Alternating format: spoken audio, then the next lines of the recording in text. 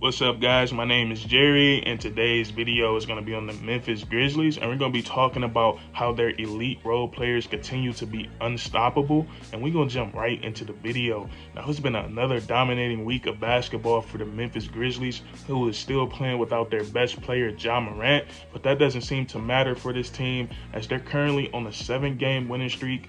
They've won 9 out of their last 10 ball games, and then they've also been able to secure the 2nd seed in the Western Conference. So they're playing at an elite level right now. And what makes it so impressive to me is that not only is Ja Morant the best player on the Memphis Grizzlies, but he's one of the best players in all of the NBA. And without him on the court, the Memphis Grizzlies have been able to obtain a record of 20-2. And what's so insane about that is that they're on pace to win 74 games in an NBA season. So they're playing out of their minds right now, and I think it's a lot of factors that goes into that. And I think one of the most important ones is that this young team already has an established identity, and I would say their identity is grit and grind. What I mean by that is that this is a young team that's going to show up every night. They're going to play hard. They're going to get physical with you. They're going to body you up. They're going to go for all the loose balls. And I would say what makes this team so dangerous is that they're fearful. And I would say that's their best character trait, is their fearfulness. I don't think there's a player, coach, or a team in the NBA that the Memphis Grizzlies are scared of, and that tenacity shows up on the court every night. And not only can we see that with our eye test, but this translates to the score sheet as well. The Memphis Grizzlies, they lead the league in rebounds. They lead the league in offensive rebounds, and then they also lead the league when it comes to diving for loose balls. And all those stats are hustle stats, and the Memphis Grizzlies are filled with that. They're filled with hustle, they're filled with heart, and they're filled with fire. And it kind of resembles the throwback teams, man, when they had Tony Allen, when they had Zebo, when they had Mike Conley, Marc Gasol, just a tough, grounded out team. But the difference between that team and the current one we see is that this one is just a little bit more explosive, and they're a little bit more fun to watch. So that's what the Memphis Grizzlies got going for them when it comes to their character trait. And then also the ability to overcome adversity. I feel like when you're coaching your team, big props to Taylor Jenkins, when you can overcome adversity, I think that starts to build championship DNA, because you gotta know how to adapt.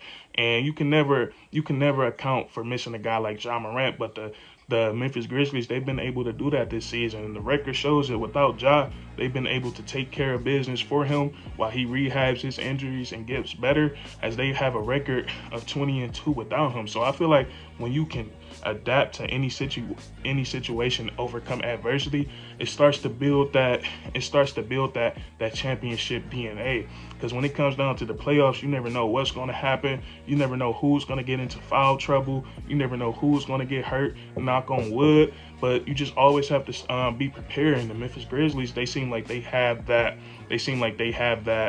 That ability to adapt. So I feel like that's going to be very important, not only for this year, but for this young team for years to come, to have that next man up mentality. And then also, without Ja Morant, another way that the Memphis Grizzlies that they stay afloat without him is that they turn it up a notch on the defensive side of the ball. And without Ja on the court, the Memphis Grizzlies are a better defensive team, just because guys like Tyus Jones, he's a better on-ball defender. And with Tyus Jones being out there, he's a good defender himself, but him being a good defender, it kind of opens up the defensive game of Jaren Jackson Jr. a little bit more. With Tyus Jones playing hard on the defensive side of the ball, getting over screens, fighting through screens, it allows Jaren Jackson to be more of a free safety. He's able to roam around that rim more, and he's able to be do what he naturally wants to do, and that's protect the rim. So that's really important for the Memphis Grizzlies defense. Jaren Jackson, he's a defensive player of the year candidate.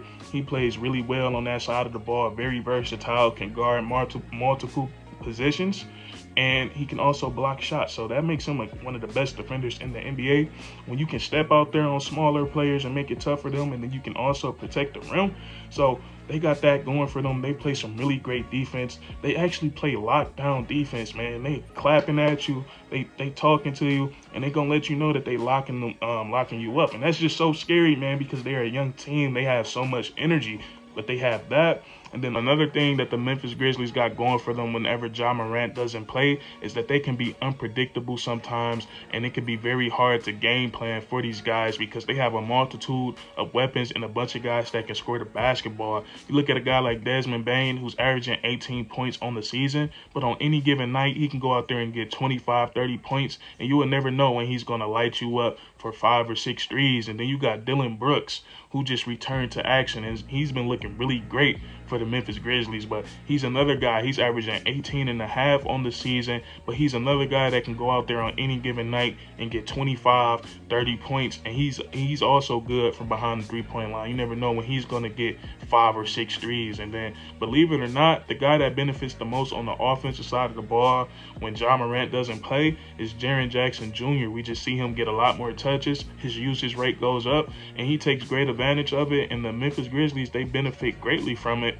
Whenever Jaren Jackson Jr. scores 20 or more points, the Grizzlies are 21-5 on the season. And that's just the starters. We move to their bench. Tyrese Jones has shown that he can score the basketball. The Anthony Melton has shown that he can get hot and score the basketball. Brandon Clark, Zaire Williams. This Memphis Grizzlies team is just very deep, and they have a lot of choices to go to when it comes to getting points. And then we look at their most recent game against the Phoenix Suns, which was a very impressive win to me.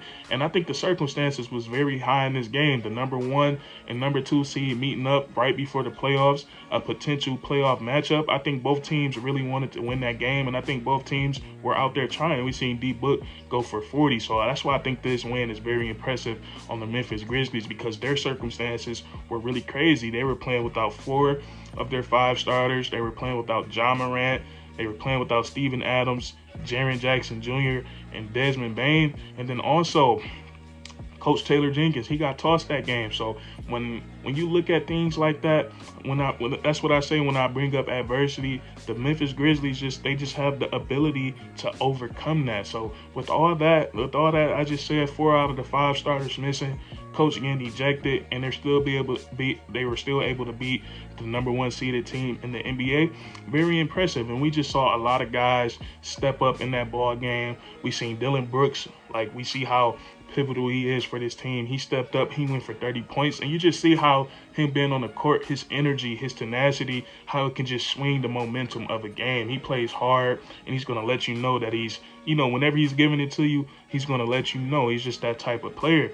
And we've seen a bunch of other players step up. Zaire Williams, who seems to keep improving each and every week. The Anthony Melton stepped up. John Conchar stepped up. He's a really solid basketball player.